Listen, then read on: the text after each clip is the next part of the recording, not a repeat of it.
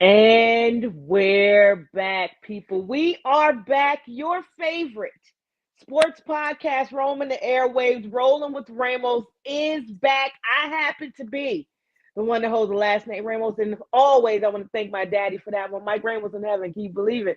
It's about to be 6 years. I can't believe it.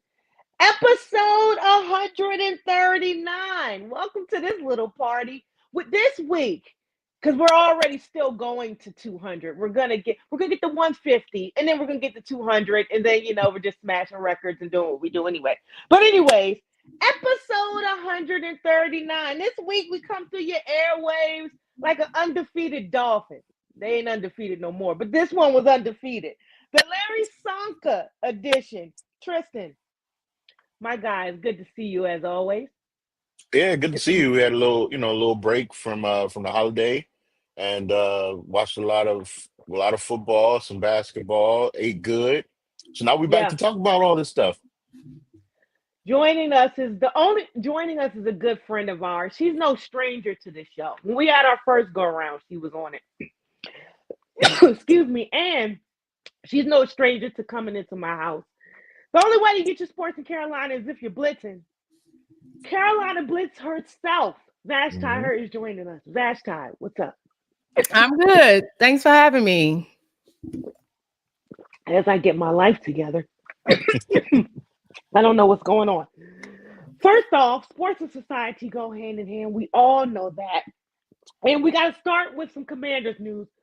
But it's not your typical Commanders news. We have to talk about this Redskin logo. According to MSN.com, the Washington Commander team dropped its Redskin logo in 2010 following widespread protests against racial injustice. But now, discussions have resurfaced about reviving the old elements of the NFL's team's former identity. The controversial logo featured the face of a Native American man with two feathers and long hair. Discussion sparked because everybody wants to go back to RFK because we're winning now. The Senate Energy and Natural Resources Committee has given its approval to advance legislation that will fund the restoration of the dilapidated, and that's a kind word, RFK Stadium site. Alongside the approval had also been permitted the NFL team, the lawmakers, to negotiate the revival of the old logo of the Redskins. Steve Daines, Montana senator, told Fox News that discussions were underway regarding the restoration. We've had good discussions with the NFL and the Commanders. There's good faith negotiations going forward that going to allow this logo to be used again. Perhaps revenues going to a foundation that could help Native Americans in sport and so forth. We're making good progress, and based on good faith negotiations, I made the decision to support the bill. Josh Harris, the owner of the Commanders, says not so fast. For obvious reasons, the old name can't come back. He says the first objective is we got to start winning football games, and we need everyone supporting the team, and not things that might, drive people apart. He told Fox News. As of last Sunday's, the Commanders, if you needed a win, you got to win. Shout out to going to Tennessee. 42-19 over the Titans in dramatic fashion. Gonna start with you, Tristan, then you, Vashti. This logo's controversial. We talk about it all the time. But it's also very synonymous with legacy and synonymous in the winning culture that we know before we got here. And now we're trying to connect the past with the present. Can we do that? Or should we just leave this whole Redskin logo name conversation alone? Because it's embedded in us, but we get it. I mean, I can understand, because you have a lot of football purists and a lot of traditionalists here in the DMV area that they hold on to that Redskin logo. I mean, I hold on to that logo. It's the logo I was born seeing. It's what I rooted for. It's what I fussed at when they were terrible. But it's rooted in me, so I definitely understand. I think it's a conversation worth having because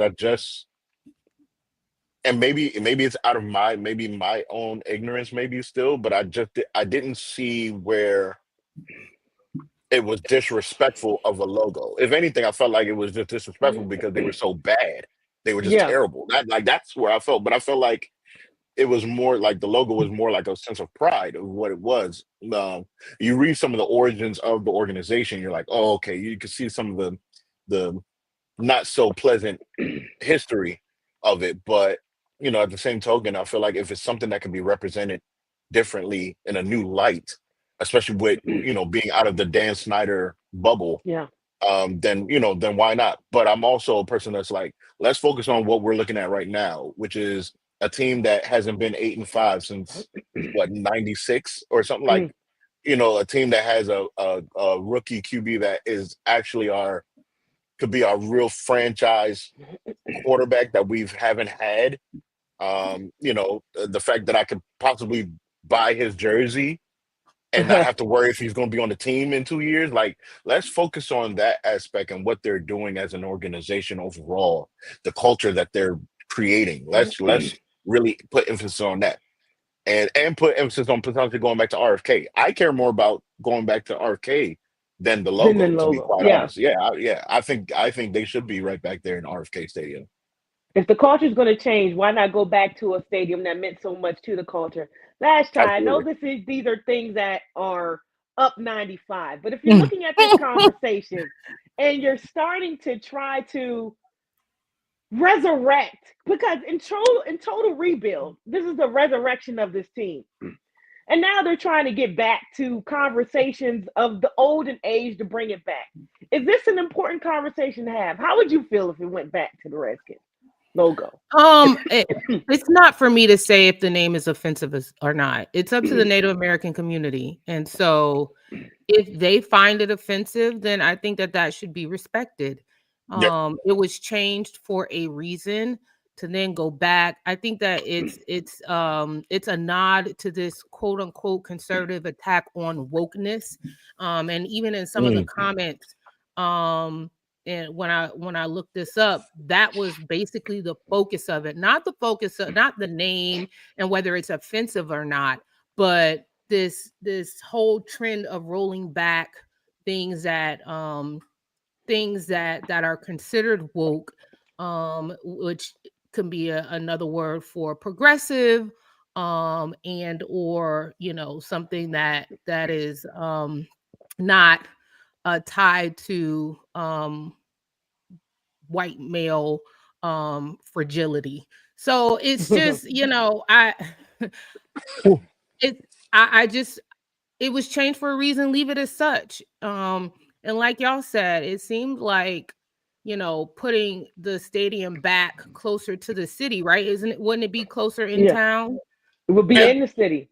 Yeah, that would seem like a priority more so than the name changing. You did all of that hoopla to switch the name.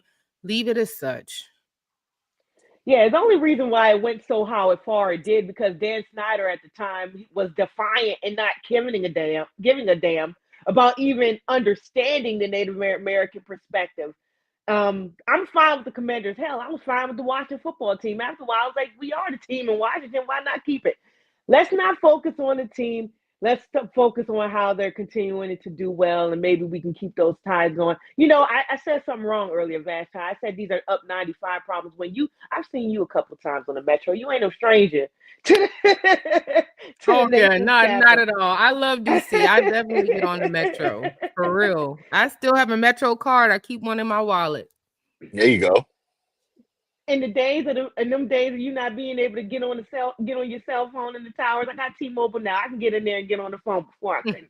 Anyways, moving on, shall we? We got to talk about the Texans and the Jaguars, and this is another part of football that can be very hard to watch, but it took precedence this weekend in this game. Houston Texans linebacker Aziz Al-Shaair was suspended 3 games by the NFL on Tuesday, which is today, for his leg hit on Trevor Lawrence on Sunday that left the Jacksonville Jaguars quarterback with a concussion and sparked a brawl between the two teams, the league announced.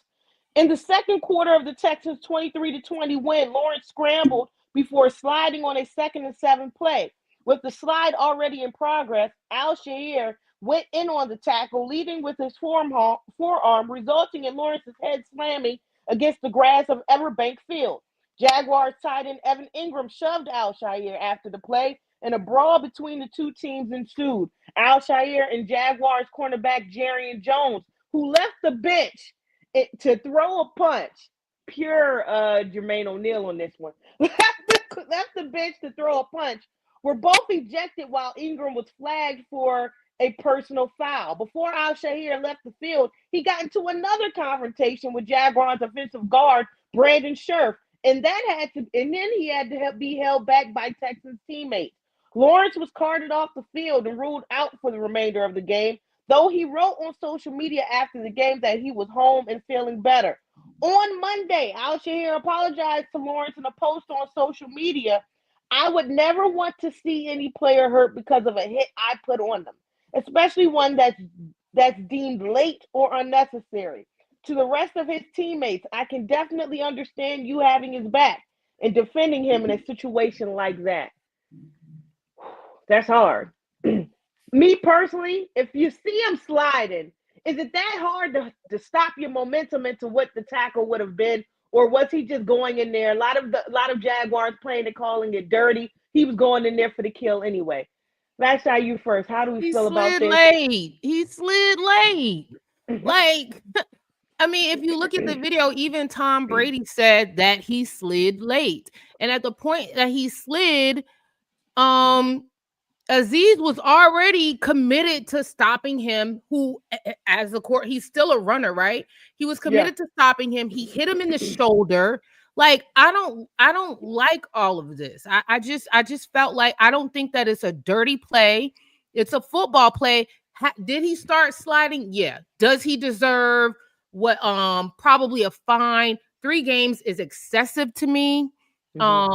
When, Lawrence, like, if you look at the video, and Tom Brady himself said he slid late, and quarterbacks need to take better care of themselves and sliding earlier. He was trying to get a first down, right?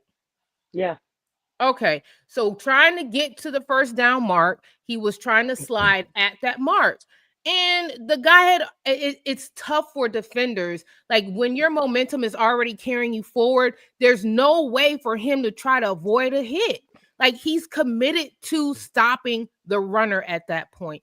And so I don't think it's dirty. I mean, his teammates are going to come to his defense, Trevor Lawrence's defense, and Azeez is going to pop back, because what else do you want me to do? What do you want me to do? Should I risk my own health and try to save the health of somebody? It's not like, and I don't even like the apology. I thought it was extra. I feel like, probably a PR person told him to do that. And I doubt that's how he genuinely feels. He probably feels like, bruh, I was trying to stop a runner. I was trying to win the game. And, who's to say if he had not committed to that, Trevor Lawrence could have had even more space to run. So as even a coach, what do you want him to do? Like, I felt like the apology was unnecessary. He was trying to save face, trying to prevent probably what happened anyway, which is a lengthy suspension. And so now, like, what's the point? When we come to this conversation of the quarterback, and we all know that the quarterback is what they're trying to protect. Obviously, the NFL sees it as their bread and butter. Hell, we even got Patrick Mahomes talking to refs, telling them, hey, let me know when this guy is coming. Trevor Lawrence, to your point, at that point, he's a quarterback, but he's a running quarterback, and you're a runner. So if we're taking the element out of that, your body is not only exposed at this point, your body is for the taking once you come out of that pocket and you become a runner. So when it comes to defending the quarterback and the lengths that the NFL has come to do that, it seems like there's been a lot of roughing the passer calls this season that we've looked at and been like, wait a minute, that's not roughing the passer. How can that be? What do you want these guys to do? You can't tackle them at the ankle. You can't tackle them at the knee. You can't come obviously at the forearm, at the shoulder. What do you want me to do as far as doing my job? Because obviously that's 15 yards every time I touch them. So what do you make of this whole roughing the passer thing and the rules the NFL are making out, especially if they come out saying that there's sportsmanship that was at hand when he did that? So when I saw the play, initially, I was like, All right, it looks bad. Trevor Lawrence he's stiffened up. I get it, but I don't. What I don't like about people on social media and stuff, people that watch it on TV, is because they slow it down. So your mind automatically programs like, well, look, he could have adjusted here. Bro, it's a split second. It's a split second decision that you're making of if you're going to pull up or if you're going to go full force and try to get this guy down or potentially knock the ball out for him to fumble because he's running with it. So, as someone that played football for a long time, like my defensive coaches, I played linebacker. They tell you go full force, you hit, and make sure they remember that you hit them, so they don't make that decision to try to run again. Like that. That is the mentality that you're taught from when you're young. So you're asking a guy to make a split decision like that. We all got to remember the Kenny Pickett move when he was at Pitt, when he did that fake slide and then gained another like 12 yards because he fake slid, the defender pulled up, and then he went again. It's like, well, does the quarterback get penalized for doing that, for being that deceitful? No, y'all saying that's gamesmanship. They found a way to kind of beat the system. Well, you got to help the defender with something. What I liked was what Rex Ryan explained. He said he doesn't like the fact that quarterbacks are being taught to slide because of that. He thinks if you're in the middle of the field like that, and there's live fire coming at you that kind of way, instead of sliding, just kind of give your body a like kind of dive in a sense forward to kind of give your body so if you do get banged, it's on your shoulder. It's not that snap back to your head hitting the turf. You know what I'm saying? But you're teaching them to slide while they're in fire and expecting a defender to make a split second decision. We watched the combine. These guys Yeah. are 200 and something pounds, 250 that run 4.3. You're asking a 250-pound man that runs a 4.3 to stop in a second to ease up? That's not going to happen. I think the 3-game suspension is more so his reputation. I don't like to call players dirty, but so I'll say like questionable plays he's made throughout his career. I think that's why he got the 3-game suspension more so than anything. I think if this was an isolated one-time thing, he probably would have got a fine, maybe would have got 1 game. I think him specifically, he has a reputation of making questionable plays, so they're like, we just got to give you this 3 games. And I saw he's making an appeal. It might go down to 2 or so. But quarterbacks do need to be held accountable as well of how they deal with their body, because the rules were made for people like Tom Brady, people like Peyton Manning. That's when all those rules were coming into play. Not for guys that are like big like Cam Newton that can run over a defender. Like, no, you guys aren't built like them. So for y'all, we have to hit you. We watch when Cam Newton in his prime, he running around. Defenders can't hit him if they pull up. They gotta hit him full force to get him down. Same thing with Patrick Mahomes. Patrick Mahomes is a big guy. Josh Allen, a big guy. Lamar Jackson is elusive. You can't arm tackle these guys. They're stiff arming defensive men. You're going to be on their highlight. You're going to be on their highlight reel. So I got to come at you as if you're a running back. I got to come at you as if you're a tight end. I got to come at you as if you're a receiver, because that's basically what your body type is, except you throw the football. So I feel like they just really give defenders a hard go. I understand he's going to be in concussion protocol. I understand it look nasty. I get it. But you got to hold these quarterbacks accountable for what they're doing as well. They got to be able to protect themselves, like Tom Brady said. Last, any last words on this one? No, I mean I agree. Well, we just hope Trevor's health is in good standing, and Yeah, if there's anything we know about Trevor, he's been banged up a lot, but he's a fighter, so we'll he's be a back. fighter.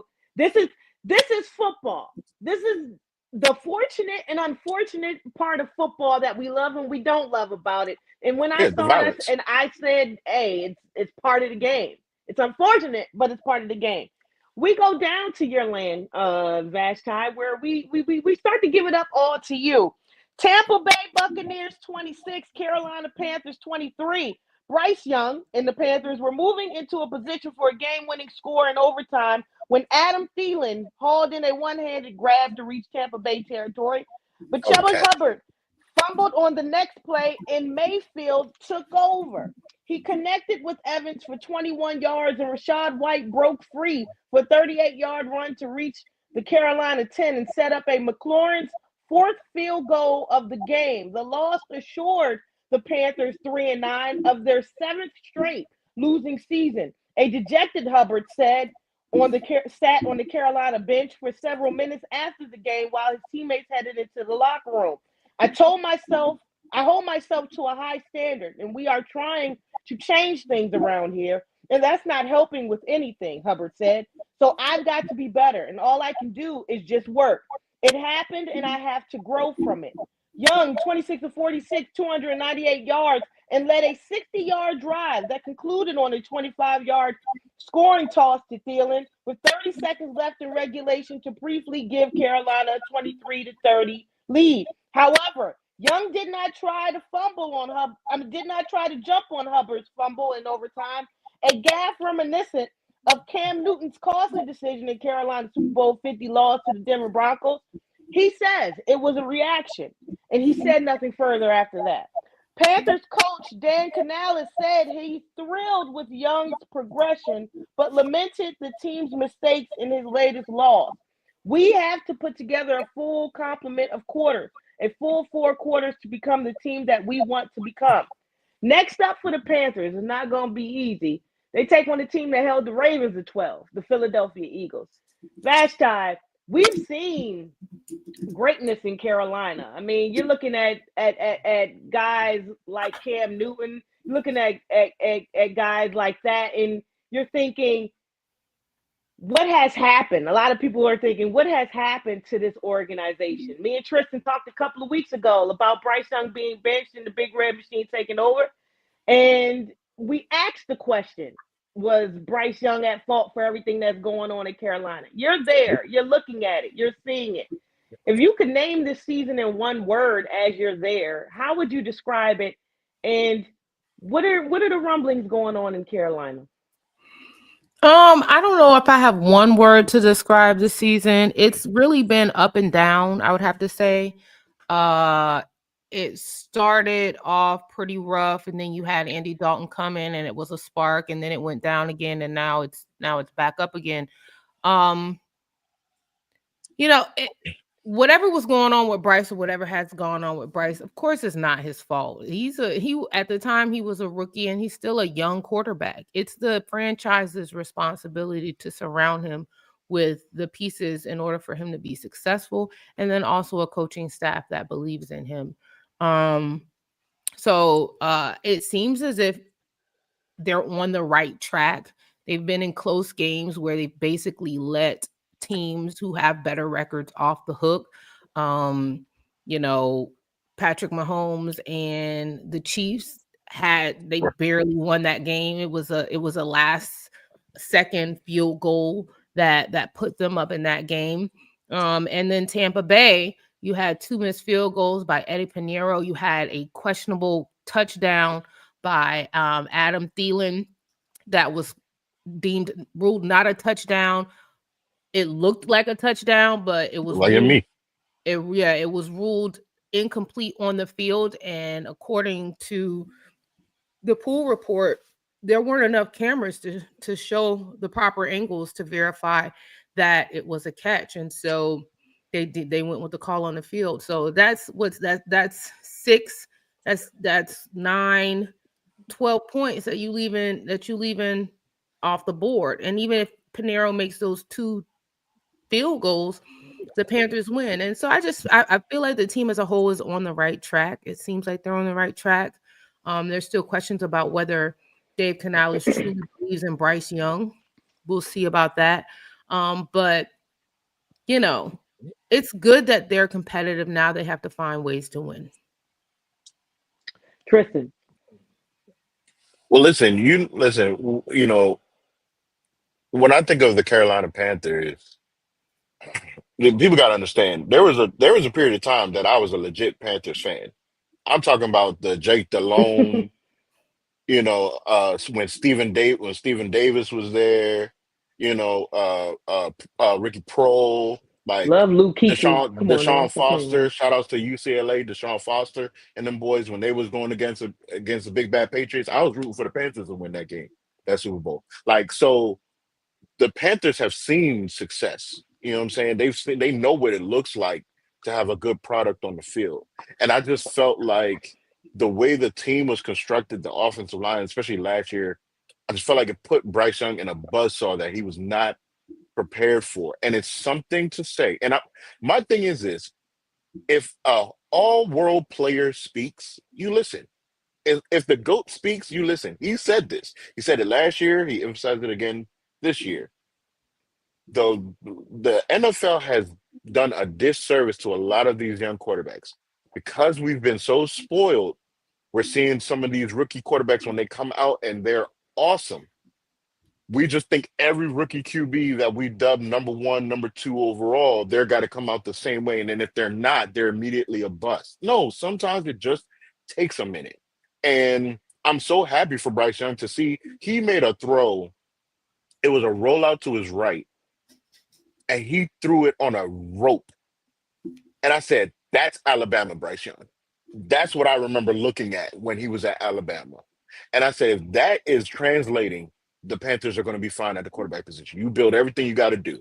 But you had to give him time. They were talks about trades with this cat. Yep. Same thing with the Colts and Anthony Richardson with all that stuff going on. You got to give some of these guys time to put a team around them, to let them learn how to be a QB. I don't even want to get on the thing about the Bears. I'm gonna stick with the Panthers, but you got to be able to let these guys grow and be who they are. If you drafted the guy number one, there's got to be a reason that you felt that he was ready to be your franchise QB. But you got to give them all the tools to operate in that.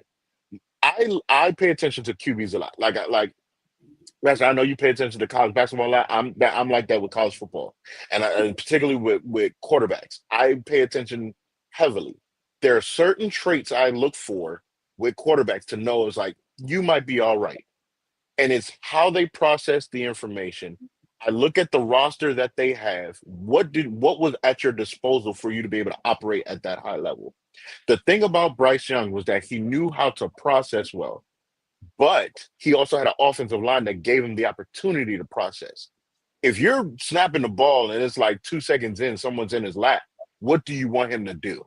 And that's all we saw last season. But they were ready to call him a bust. We have to give these guys time. I believe that they are on the right track, like you said. I am nervous about your owner because I feel like he has Dan Snyder tendencies when it comes to dealing with the team structure. And He's been pretty hands off recently. Yeah, I've noticed, and so I'm hoping that remains because I think y'all got some pieces to really build around and really make them come to prominence. And if you keep giving the confidence in Bryce Young to be who we expect him to be, I think he'll be all right.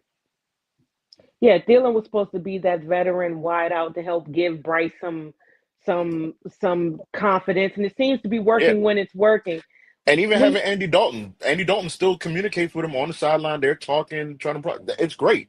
It looks great right now. What they're trying to build. Yes. it seems as though you bring up something that made me think about something. We always talk about LeBron and how he was just a man amongst boys and how he was just ready. So you can't translate that into the NFL, can you? Especially if you're talking about rookie quarterback. It's rare. It's rare. It's either a player that got some sort of athleticism that's just otherworldly, or they're just like a man child. Like people that come to mind are like Cam Newton. Cam Newton looks like a cyborg that played quarterback. But the problem with Cam Newton on his end and on the end of the organization is that they didn't allow him to be a quarterback. They just let him keep using his gifts, physical gifts, until it ran out. Your body banged up. I distinctly on this show, I talked about it a couple years ago when he was trying to make that comeback. I said, if you look at his throwing motion, it's not the same. Something's wrong with that shoulder. It don't look right. And I just feel like you banged him so much, his body couldn't handle it anymore. But I think about the Cam Newtons, the Adrian Petersons. There's certain guys, they just God touched them and blessed them, and say you're going to play football. But that it's rare and it's far in between. Most of the time, you need to develop these guys. It doesn't happen overnight. Patrick Mahomes did not come in the NFL swinging. He sat. Like we I have to mean, understand that. look Go at ahead, go Marvin ahead. Harrison. Everybody thought Marvin Harrison was going to Was come going in to and just destroy. be that dude. And his numbers are pretty pedestrian. Yes, That's not to say that he it's can't not a be that knock. dude in the future.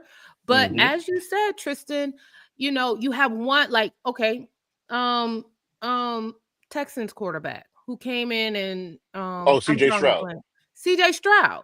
Like teams expect when you draft a quarterback high, they're gonna be able to just, and even David Tepper said that, oh, we just gonna plug in Bryce Young and we're gonna be a playoff team or compete for a playoff. No, it doesn't work like that. Doesn't work like that. And you have the exceptions, which then place pressure on the norm, and then Hmm. coaches who are impatient and fans who are Hmm. impatient and owners who are impatient.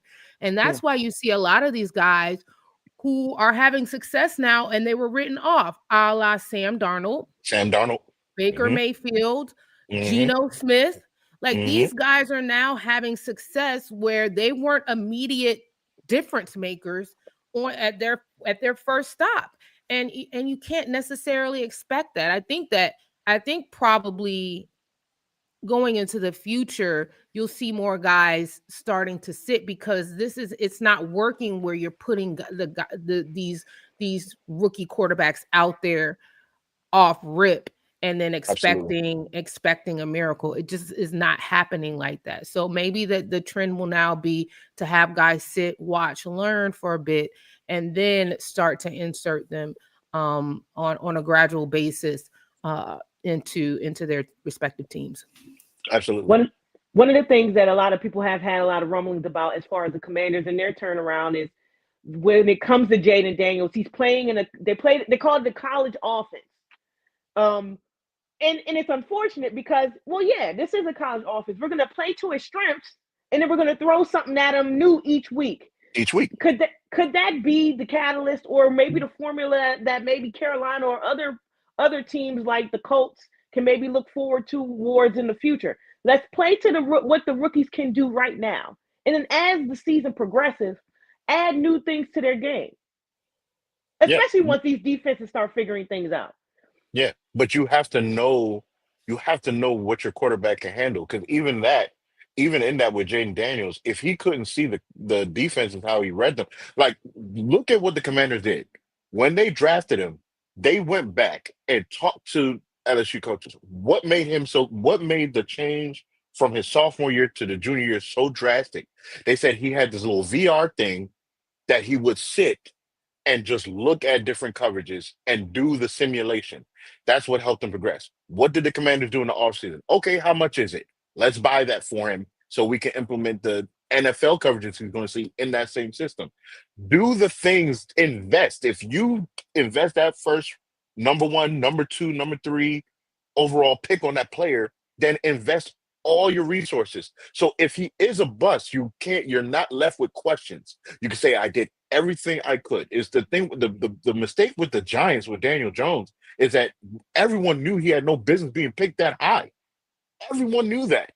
But they still tried to put as much as they could until they just saw it's not going to work. But a lot of these teams don't do that. They just think, go out there, here's the keys to the franchise, do your thing. And then you automatically label them a bust. That makes no sense. We talk about frustration, Vashti, from the front office to the fan base that just wants it done right now. If you could see, and a lot of people who watch TV and they just say, "Oh, the Carolina is just not good," and this is this and this and that. What do you have to say to those people that, it's hard to be a fan. We've went through it to have to go through those struggle years. But what do you have to say to those people that's watching Carolina now, as far as patience, and then seeing this thing, letting this thing play out? Well, I mean, every fan base has gone through their struggles. I'm not comparing the Panthers to this team, but they could be a good example. Before Detroit really started popping, they kind of started turning the tables and they were losing very close games. Yep. And I haven't said this is the first time I've thought about this. I haven't said it publicly yet. I might write something on. I'm saying it on here first. But I think you You look heard it at here first, right on Rolling with Ramos. you look at Exclusive. you look at stuff like that. You look at teams starting to turn the corner, and then who have had, like, the Lions were really bad for a very long time, even longer. I mean, the Forever. Panthers just went to the Super Bowl in 2015 or Yes. 2016, so it hasn't been decades of terrible football for the Panthers, Hmm. which is why the fans really are hungry for a winning season again. They have had a taste of going to the Super Bowl. Hmm. And so it's not like, it's been deplorable for years and years and years. But I look at teams like that. It was like, okay, the Lions got Campbell. Something seemed different. Then they were losing, but they were competitive. And then that next year, it just kind of clicked. And I'm not saying that will be the Panthers, but I wouldn't be surprised if it is the Panthers. It seems like they're getting things together. They are being competitive with winning teams. They are pushing these winning teams to the brink. And eventually, once they start learning how to win those close games, they're going to be a threat in the NFC South again. Which is an open competition in that Every year division. it's So open. Every year yeah, it's so open. for sure, for I'm sure. asking And I'm and asking your thank you for permission now to post that Frankie. because Thank, this is the part I'm gonna post when I say that you were on the show, if you don't mind. and I also want to say, since you're on here, and I because I love all your content that you put out, but Oh, thanks. thank you for We Frankie didn't want Louvu. to give y'all We, Frankie Louvu, by the we way. love Frankie Louvu We here. love Frankie him, Louvu We baby. love wanted to him. go on his own. The Panthers wanted to keep Frankie Louvu. Louvu was We love always him. a dog. He was a locker room favorite. Yeah, So I love. Yeah, I'm not happy He's about you golden guys with us, getting and that's a I love. Louvu. beautiful thing. I didn't realize how many people weren't familiar with his game because, like I said, I was a low key Carolina Panthers fan, so I'm always watching the Panthers. And I remember watching Frankie Louvu. So when I heard I was like, we got who? I I was ecstatic because I know he's a dog, and Yeah. he's shown out. He's shown out this year. Speaking of a dog and another rookie quarterback going through some issues, we go to Chicago and losing them to some more close games. This was Thanksgiving. I hope after you, I'm not a turkey person, but give me some ham and some mac and cheese, and I got you. I hope after you got that, you was watching this. Bears 20, Lions 23. Caleb Williams 20 and 39, 256 yards, 3 touchdowns. He did not throw a pick. 4 carries, 39 yards on the ground. DJ Moore 8 receptions, 97 yards, 1 touchdown. Keenan Allen 5 receptions, 73 yards, 2 touchdowns. All of that sounds beautiful. However, the Bears had the ball in the Lions' territory late in the game with a chance to drive for a game-time field goal or go-ahead touchdown, but they blew the opportunity. Caleb Williams threw an incomplete pass as time expired from the Detroit 41 after being sacked with about 30 seconds left, allowing time to run off the clock, even though Chicago had one more timeout. His explanation of this: I'm focused on getting everyone back and getting everyone lined up. I don't have a microphone, so there is no communication with coach there. We could have taken a timeout, but if we hit that play, no one would be worried about it. The Bears, 4-8, have lost 6 straight, including 4 by a total of 10 points. And that Hail Mary, I know they want to forget about. Chicago coach Matt Eberflus dropped to 5-17 in games decided by 7 or fewer points, winning 22.7% of those games to rank 221st in the last among coaches with at least 20 games that close. We're right there, he said. Yeah, and right after that, he got fired the next day. This is the Bears. Tristan, you wanted to talk about this. What do you make of this? Well, Caleb Williams, you talked about this a couple of weeks ago, is moments away from crashing out.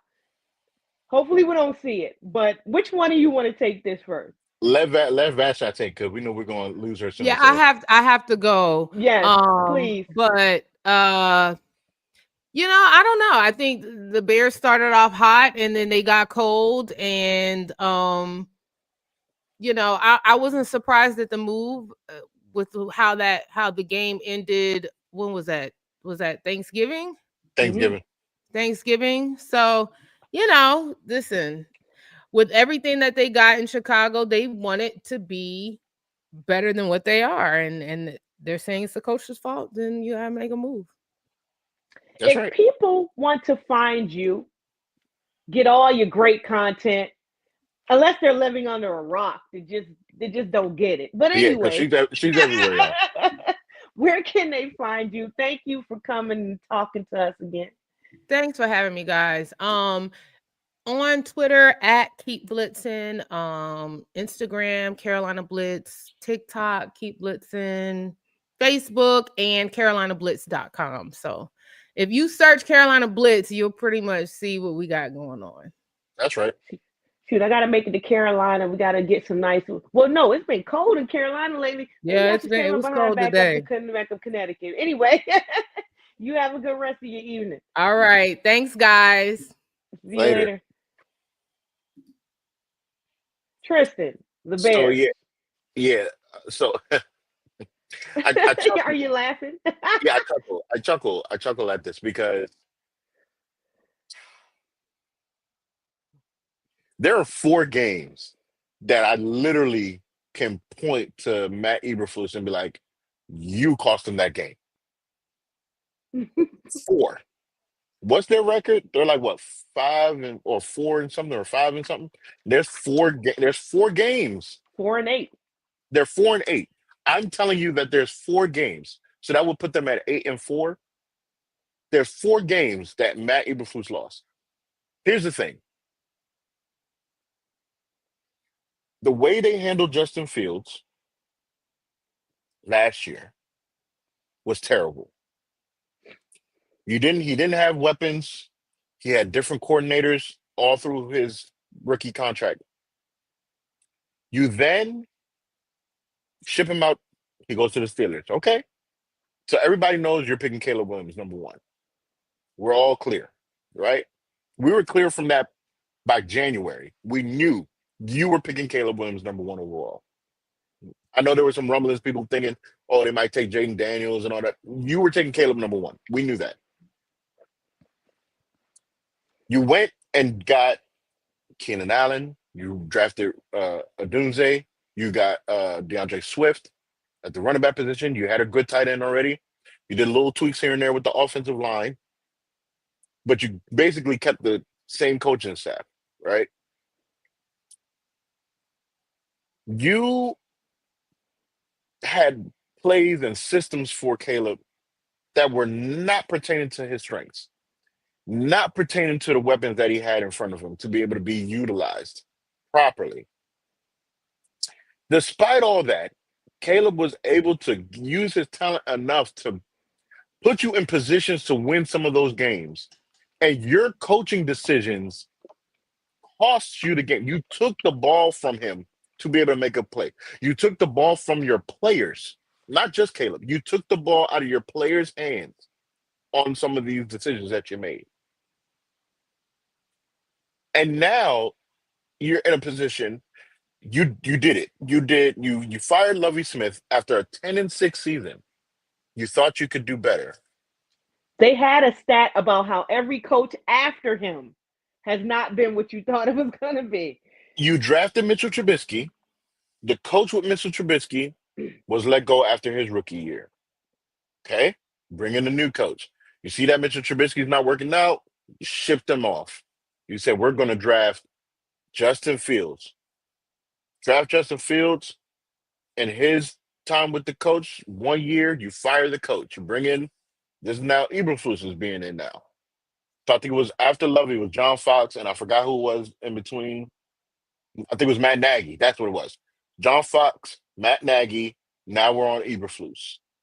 You see that Justin Fields still not matching with Eberflus. Now you shift off uh Justin Fields. You bring in Caleb, and now you fire Matt Eberflus. You're repeating a same cycle. You've had an opportunity to have a franchise quarterback three times, and now you're hoping that this time it works out with Caleb. It's not going to work out if you can't get the coaching right. It's not going to work out if you don't give him the offensive coordinator that he needs in order to be who he is. Because I kept telling people, because People were starting to rumble saying, "Oh," especially because the comparison with Jaden Daniels and Caleb. You see what Jaden Daniels is doing. You see in Washington. You see what Bo Nix is doing over there in Denver. You're looking at Drake May with the Patriots, although they've been struggling, but they've seen the flashes of greatness from Drake May. There were some rumors wondering, like, "Ooh, was Caleb really the best quarterback of this class?" And I kept telling people, Caleb is not the problem. When you watch the offense, it doesn't fit with what he does. Period. So the Bears need to get the coaching right, or we're going to go into this bad cycle again, because the talent is only going to take the Bears but so far if it's not being coached properly, if it's not being developed properly. The reason why Jaden is successful is because you got a person that understood his strengths, like you said, and went with his strengths. It's working in Denver with Bo Nix because you had Sean Payton that understood the strengths of him. It's not so much. I talked about this on my other show. We need to get out of this whole thing is you have to get an offensive minded coach as your head coach. That's not it. Yeah. Your head coach needs to be a leader of men. I don't care if it's a special teams coach, i.e., John Harbaugh. I don't care if it's a DB's coach, i.e., Mike Tomlin. It don't matter if it's an offensive mind or not. Can he be a leader of men? Can he manage the clock?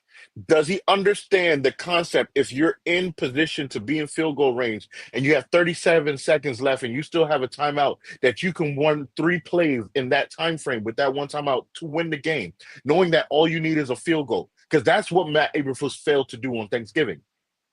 Can he manage clock? Can he manage situational football? That's what you need your head coach to do. The offensive mind part is that you just need to make sure that head coach gets a strong offensive coordinator that Mm. could dial it up for your QB to be successful. That's what you need. So stop looking for the hotshot coordinators. They don't always happen all the time. They don't always work all the time. Can you find a leader of men? That's what Chicago needs. Because you also drafted Caleb Williams. Who's the backup quarterback for the Bears? I couldn't tell you. It was a rookie from last year that was drafted in like the fifth, sixth round. You don't even have a veteran quarterback to help Caleb. He's literally learning this trial by fire. There's no excuse for what the Bears have done, but they have a chance to rectify it. It's a possibility, but you got to get the coaching right. You got to get the coaching right. You got to get the staff correct because you have a talented roster. You have a championship caliber defense. Yeah. Because it's not like the Bears have been getting blown out the water. No. So you have a championship caliber defense and you have a talented offensive roster. So they got to get it right, man. It's up to the Bears to get it right. On the other side of that spectrum, if you're talking about leaders of men, Dan Campbell has his NFC leading Lions at 11-1. They have their best record after 12 games in team history, and their 10-game winning streak ties a franchise record with the 1934 squad. Jared Goff, 21-34, 221 yards, 2 touchdowns. Okay. The Lions won again. That song is catchy. Tristan, we got to make up something. We just need a beat, some words. We be set for life, baby. We be millionaires. We got to figure out something. I know you need the money. I need the money. We got to Factual. figure out something, okay? Hey, your people Factual. call my people. I know you got somebody that got some beats. Anyways, if you were looking for this game to be the premier game, it was supposed to be the premier game. You got one of the top offenses in the league. You got the number one defense in the league. The Ravens out here looking like a sandal. They're looking like a flip flop. Nothing's looking like it's championship caliber, but it's not fluctuating. And Lamar's streak of losing to NFC teams has been gone. And he's lost 2 now. It was 1, but now it's 2. Philadelphia Eagles 24, Baltimore Ravens 19, Jalen Hurts 11-19, 118 yards, 1 touchdown, 9 carries, 29 yards, 1 touchdown on the ground. Saquon Barkley 23 carries, 107 yards, 1 touchdown. We'll talk about him a little later. Lamar Jackson, Eagles defense took care of him, kept him under control. 23 of 36, 237 yards, 2 touchdowns, 8 carries, 79 yards on the ground. Justin Tucker's nightmare season continues for Baltimore. The star kicker missed 2 field goals and an extra point as the Ravens 8-5 fell 1.5 games behind the Pittsburgh Steelers, who have first place in the AFC North. Shout out to the AFC North. Shout out to Hard Knocks. Shout out to HBO. It's coming, baby. You're watching. Anyways, the NFC East leading Eagles, 10-2, rallied from an early 9-0 deficit with 2 seconds left, with two second quarter touchdowns. And although Tucker did make a 50-yard kick shortly before halftime, the Ravens didn't manage a point after that until the final seconds of the game. Couldn't get any rhythm going, said Coach John Harbaugh. In the second half, we really couldn't finish. Down 14-12, the Ravens had the ball for most of the third quarter, but couldn't score because Tucker, an all-time great at his position, who has slipped badly this year, missed kicks of 47 and 53. We're just going to rally around him, Baltimore safety Darius Washington said. We know he's a great kicker. He's probably the greatest of all time. Whatever he's going through, we're going to be there for him. He's our guy. John Harbaugh followed up with that with saying, I'm very confident it will be fixed. What do you make of the Ravens? So much joy and so much coming into this season that this was going to be a Super Bowl contender. Are they even still in the Super Bowl conversation? What do you make of the Ravens? I mean, they have to, but it they have to be in the conversation still because they're talented. The problem is that they're Jekyll and Hyde. That's the issue. You don't know what you're getting from them. You had one week they're dominant. They look like they could be a potential Super Bowl favorite, and then the next week you're wondering if they're even going to get to the AFC Championship game. I Watching don't. this team is so stressful. Oh my It's God. very. I would hate to be a Ravens fan right now because you just don't know. It's literally a week to week basis, and I couldn't even tell you. Um, I couldn't even tell you what to pin it on Yeah. because it's different scenarios that are happening. So I couldn't tell you like, oh well, they need to add this piece or they need to do this differently. Like I couldn't even tell you what to do. It's just you just hope that they catch a heater at some point. Like that's really where it's at because I don't know. I don't know. When I watched them play against the Eagles, I couldn't believe what I was watching. I understand look, the Eagles are a good team. So I'm not selling the Eagles short. They're solid. Solid. They're the second best team in the NFC behind the Lions, no questions. But and in some cases, you might consider them the best team in the NFC in some aspects because the Lions have uh, a lot of injuries on the defense side of the ball.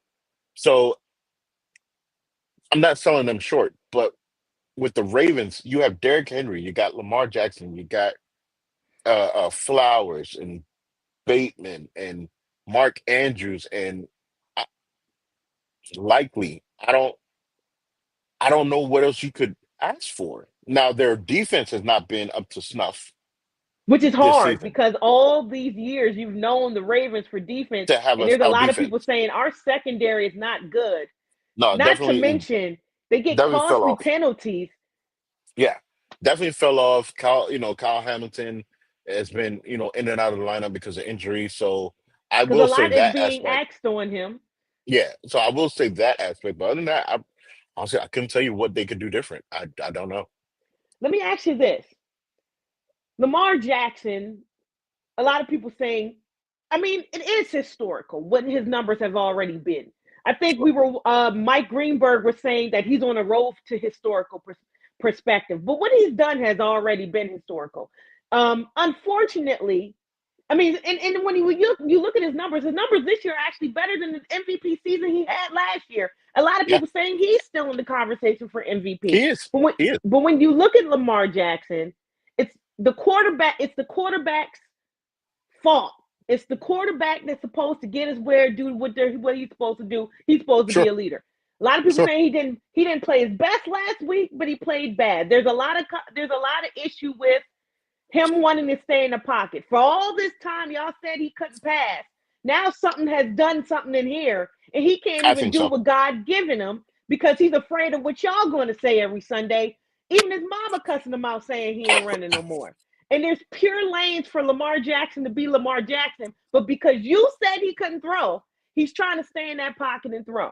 When you look at and dissect this team, because you just said that you don't know where it's gonna where it's gonna come from. You don't know where the issue is. It could be the defense, it could be special teams this week. When you look at this season, if they do not go to the Super Bowl, if they do not win the Super Bowl, is it easy to still put this all on Lamar Jackson?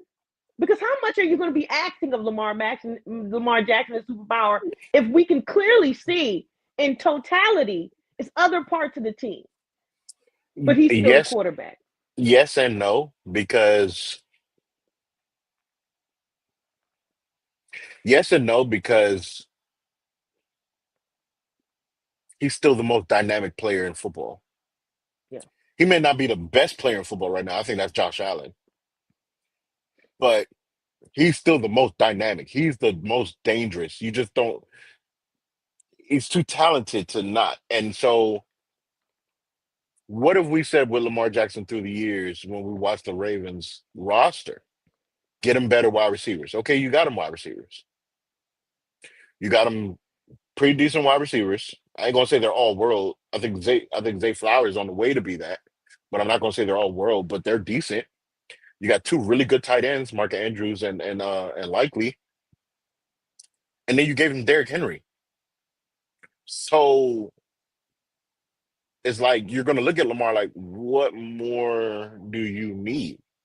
yeah, It's not a Cincinnati Bengals situation. Like when I look at the Bengals this year, you Joe Burrow ain't failing them.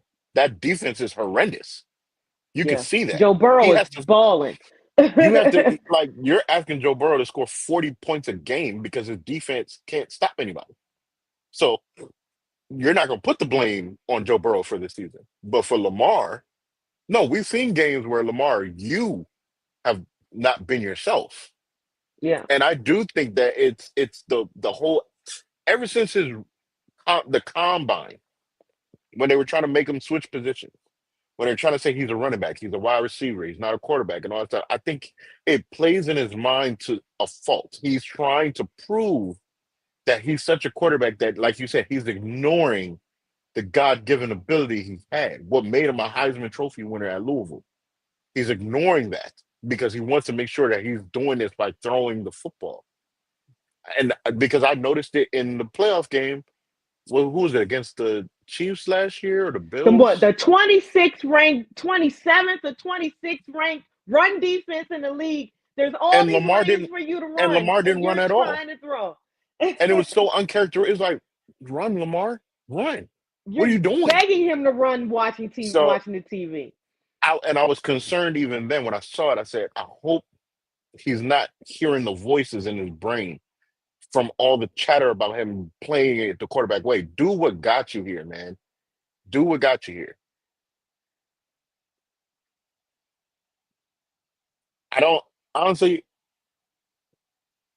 I'm hoping is he's still young in his career that he can try to figure it out. He's still young in his career where it's possible that it can happen. I'm hoping it does. I'm hoping it changes.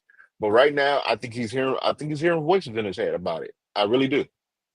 I think so too. Moving forward, let's go back into this conversation of MVP. We're talking about Lamar, we're talking about Saquon Barkley, we're talking about Josh Allen. The top 5 rushing yards in the NFL. Saquon, 1,499. He sits at one. Derrick Henry's number 2, obviously, 1,407. Josh Jacobs, 987. Jameer Gibbs, 973. And rounding out the top 5, Kyron Williams at 926. If there's anybody that's been telling the Giants are already burning in another place outside of heaven, and we're not going to say that because it's a national. This is a very family show. But if he's any particularly telling them, he's telling them to continue to do that. I feel like this is the difference for Philadelphia Eagles team and the one that went to the Super Bowl. Not saying that they haven't had a caliber running back, but they have not had the re-option in this capacity. Josh Allen, that running for a touchdown in the snow, damn. Get out. If you talk about get out of my way and stiff arm, you talking about quarterback, you got to put me down. Josh Allen is playing with fierceness in his eyes, and this is looking like a Bills team that wants it all. When you look at Josh Allen, when you look at Lamar Jackson, when you look at Saquon, where do we looking at this MVP conversation? And if you're into betting, Tristan, the MVP conversation: Josh Allen minus 220, Saquon Barkley plus 425, Jared Goff plus 1,000, Lamar Jackson plus 1,100, Patrick Mahomes plus 1,500, Jalen Hurts plus 6,000. Just in case you wanted to try your odds. I still well at this point because everyone assumes that the MVP is a quarterback trophy. Um, the only way Saquon Barkley, and I might actually place a bet on that. The only way Saquon Barkley can win the MVP is breaking Eric Dickerson's I single was about to season say he record. has a break a record. I was thinking It's it. the only way. When Adrian 'Cause Peterson won the MVP, he was 10 yards away. I still don't forgive Leslie Frazier for that. why He was would you 10 yards sit this away. man? I still won't forgive him. I still won't forgive him. I don't know how nobody was screaming at him on the sideline like he's 10 yards shy, but he was 10 yards away from the record. That's how he won the And he MVP. would have got that with a step. It would have been the next When play. exactly when Terrell Davis won the MVP back in the day, he was the 2,000-yard rusher. You have to do such a feat to win the MVP because it generally is a quarterback trophy. Um, so is one or two things have to happen. He either has to break the record or Josh Allen has to fall off. And I don't think Josh Allen's going to fall off because I think we're now entering the precipice of the Josh Allen era. I think a couple Mm. years ago, after that awesome championship game against Patrick Mahomes, I think we dubbed him too early. I think this is the Josh Allen show because what you're seeing now is that he finally realizes I don't have to be Superman. But when it's called upon, I can be Superman. And Mm. that is a very dangerous player because he has all the physical attributes. He's and I don't want to say it like this because we live in such a sensitive society and people take your words and they run with it and make it seem you're saying a certain thing and I'm not. So just really hear me from a aspect. Football aspect. Josh Allen could potentially become everything we wanted Cam Newton to eventually become Mm. because he has all the physical gifts like Cam did, all the physical tools. The difference is that the organization, unlike the Panthers, the Bills have shown Josh Allen, hey, you don't got to be Superman, dog. We're gonna put all these pieces around. We're gonna get you Coop. We're gonna draft Kyle Coleman. We're gonna get you these two fantastic tight ends. We're gonna have this offensive line. We're gonna give you James Cook. So we're gonna run the football when we gotta run the football. We're gonna run heavy sets when we gotta run heavy sets. And you just play quarterback. And if you feel that you gotta put on that cape on a couple plays a game, put the cape on. But we're not looking for you to have it on the entire game. That is how it when a team the team understood and realized what they got and realized that if I put a team around this, I don't have to maximize him out. I don't have to max him out every game. That's what happened with Cam Newton. He was maxed out every game. Every game he had to be Superman. And he You, for a long time he did it until he couldn't do it anymore. you know what But it the Bills reminds me of? recognized that. Watching Carmelo, and the Knicks took all his wheels. And then by the All of it. time they tried to really give him a team, Carmelo ain't had nothing He left was to give tapped. him. He was tapped. Yes. Yes. Same thing How with much? Allen Iverson. Same thing with Yeah. Allen Iverson and Sixers. You used them till you couldn't go. By the time you were ready to bring in Andre Iguodala and put a couple pieces, he was not that player anymore.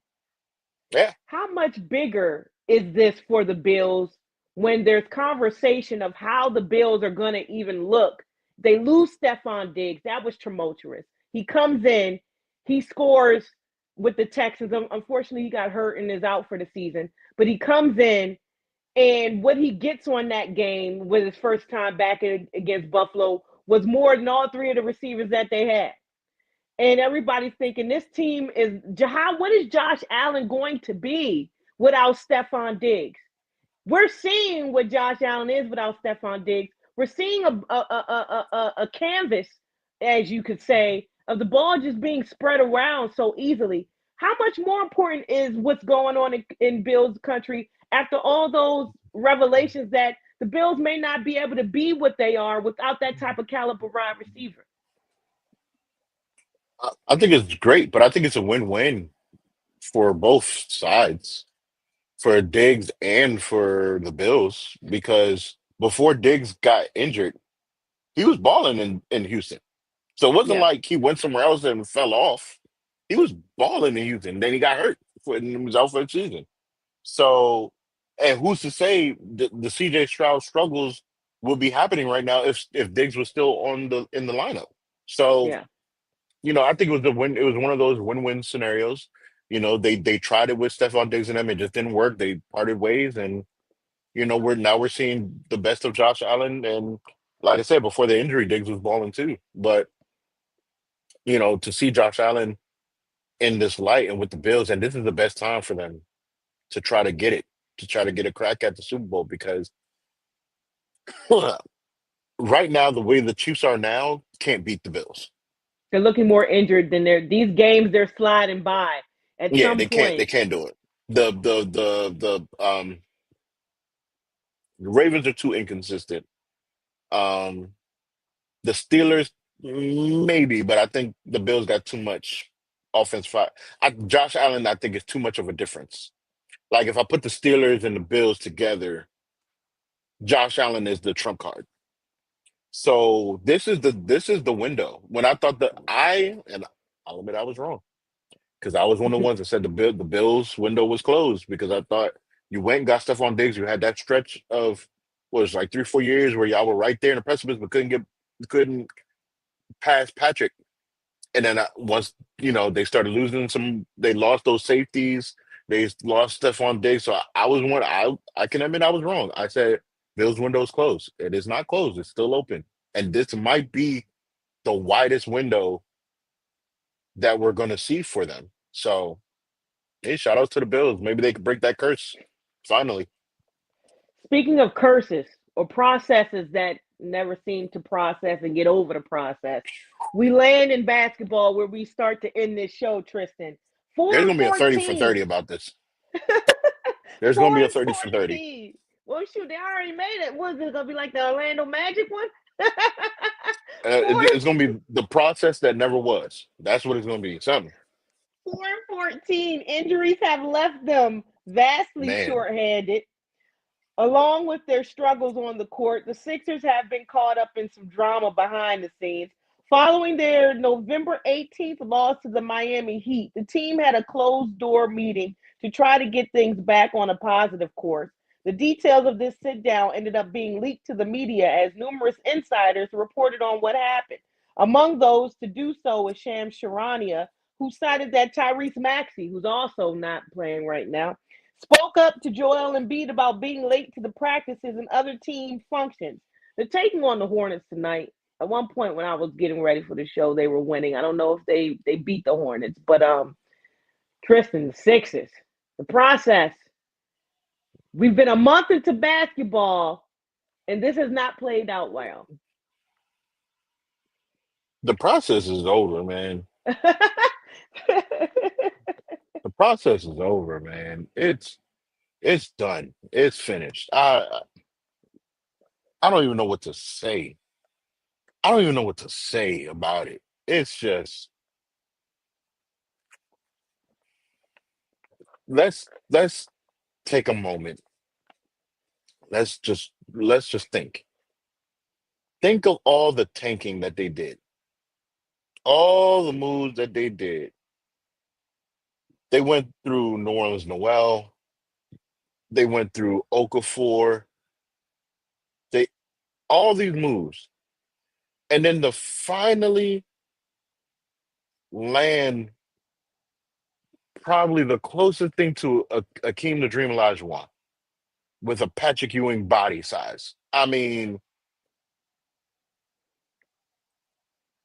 you thought finally the Sixers are gonna have their time because Joel Embiid is a gifted specimen of a player, and all these injuries that are plaguing him and throughout his career, it's always something, and it's always around playoff time when they need him the most. It doesn't work out. They try to put all kind of pieces with him. It was Markel Fultz, and then it was Paul George, it was James Harden, it was all these pieces. None worked. The Jimmy Butlers of the world, all these pieces, nothing has landed and stuck. And since the time of the process, we've seen the Nuggets win a championship. We've seen Milwaukee win a championship. We've seen the Raptors win a championship. You've seen the Knicks come up. You've seen other teams around them do You've stuff seen the other than. rise of the Knicks. You've seen Orlando is slowly making their way into prominence. I just there's gonna be a 30 for 30. It's gonna be a 30 for 30 about this because I've never seen a franchise that tried to invest so much and end up with nothing. If Joel Embiid never wins a championship and he finished playing and never won a championship, will be a catastrophic failure of Mm, the entire process. I'm talking about if Joel Embiid plays another couple 5 years or something, but not and then retires and nothing comes of it, you're talking about maybe almost 2 decades worth of failure mm. because every move that was made was for Joel Embiid to excel. That's what it was for. Give him a proper wingman and point guard to play with him, and this should be fine. So you tried Tyrese Maxey with Jimmy. You said Tyrese Maxey was getting held up because Jimmy demanded the ball. So okay, Jimmy got to go. Now you brought in Paul George. Paul George is injured all the time. You try to go after other people, other pieces. It didn't work. You try to have James Harden in there. Didn't work. So what? What more? What more can you do? If Joel Embiid retires and there's not a ring on his finger, this is a catastrophic failure. Mm. Catastrophic because of the years that was used up for this. You can't even trade this guy. You can't And trade him. where does he even go? Because it's not going to work in his. He's not that type of nucleus guy that you can go pick and plug. Can't plug It him has in. to be his. Has to be him because his offense is so unique. We know he's a great defensive player, but his offense is so unique. You have to build around it, so you can't plug him in anywhere. You have to. If a team was to, you know, it's not going to happen. But if they were to offer a trade for Joel Embiid, a team has to say, "We will empty the cupboard to bring in Joel Embiid," because you have to build around him. Yeah. If you're Tyrese Maxey, I mean, we talked about this a couple weeks ago, and we talked about it with Sports Q&A, and he's Mhm, going to stand by his teammate, and he's going mhm. to, he's calling them out saying, "We need you to be on. If we on time, we need you to be on time." Be on If you're time for sure. Tyrese Maxey, and this was prior to Tyrese Maxey even getting hurt, but if you're him, because you've seen some goodness in him, you've seen some flashes in him for him to Mhm, be able. That New York series, Joel is doing his thing, but Tyrese was very important in that mhm, New York series. mhm. What do you say to him as far as shoot trying to stick with this process? I can't stop saying You say go look at your direct deposit. You signed the contract. Go look at your direct. When you feeling down, go check out that direct deposit when it hits. it. Tyrese Maxey be all right. He young. He good. He's not in the Paul George situation or in the James Harden situation or in the Jimmy Butler situation where the money no longer mattered. It was about the legacy. Tyrese ain't there yet. He's too young. Yeah. So right now, if you're upset, go look at your direct deposit, brother. Playoff P, we waiting on you, baby. Hey, don't get me started because Ashley be coming after my neck when I'm talking about her Oh Paul George. man, she So I I ain't miss her. We want to gotta do. get her on because she resurfaced recently. Yep, Because you know yep, what happened a couple weeks ago. We ain't gonna talk about that because I don't want to yeah, talk about yeah, that. yep. I'm sick of y'all. But we're not gonna It's talk about coming, that. Mikhail. It's coming. It's coming. You don't think we care? You cared about us for how many years? Whatever. Anyways, yeah. And now this ain't no rivalry. They saying this ain't no rivalry. Those fans are wild. Yeah. We in the show. We got 2 more left in us, Tristan. Until Hmm. we close the curtain on 2024, we're not gonna see y'all again till January. So you got 2 more weeks, two Hmm. more straight weeks of us, and then we say goodbye. Hmm. I'm saying like I say every week, and I don't care if nobody says that it rhymes. It's always mine. I am McKell, like Kevin McKell. Shout out to you, Tristan. Shout out to Vashti Hurt for joining us. America 140 next week. Peace.